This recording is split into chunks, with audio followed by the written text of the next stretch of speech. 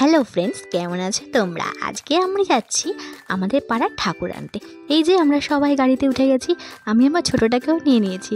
আর সবাই একসঙ্গে হই হই হই হই করতে করতে যেখানে আমরা ঠাকুর অর্ডার দিয়েছি সেখানে চলে গেলাম।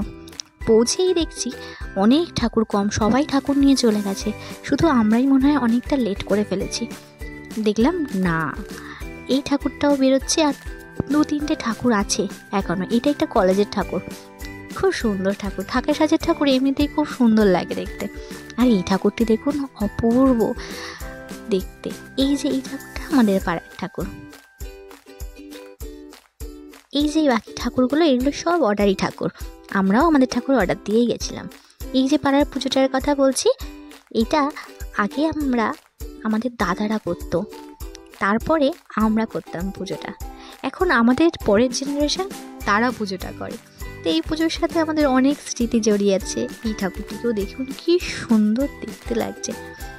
এইসব ঠাকুরের সাথে ছবি না তুললে হয়? এত সুন্দর সুন্দর ঠাকুর।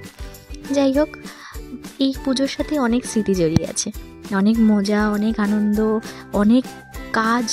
কারণ আগে তো প্যান্ডেল হতো, এখন তো ডেকোরেশনকে দিয়ে প্যান্ডেল করে নেওয়া হয়, কারণ কারোরই হাতে এখন আর সেই টাইম নেই। আগে আমরা নিজেরা প্যান্ডেল করতাম, খুব মজা হতো। যাই হোক, রাত জাগা এই করতে করতে ঠাকুর আমরা গাড়িতে তুলে নিয়েছি, ঠাকুর নিয়ে রওনা দিয়ে দিয়েছি। আর ওই এক স্লোগান, বলো সরস্বতী মা কি জয়। স্কুল লাইফের অনেক কথা মনে পড়ে গেল। স্কুলে এই সরস্বতী পুজোর দিন সেজে গুজে যাওয়া, সরস্বতী পুজোর আগে রাত জাগা, সব কিছু সাজানো গোছানো, খুব ভালো লাগলো।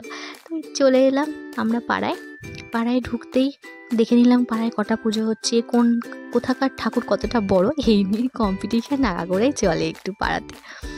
তো ওখানে সবাই স্লোগান দিলাম, কিছু সেলফি তুললাম, করতে করতে চলে এলাম পাড়াতে। ওই যে প্যান্ডেলটা, ছোট প্যান্ডেল, ঠাকুরটা এই যে গাড়ি থেকে এবার নামবে।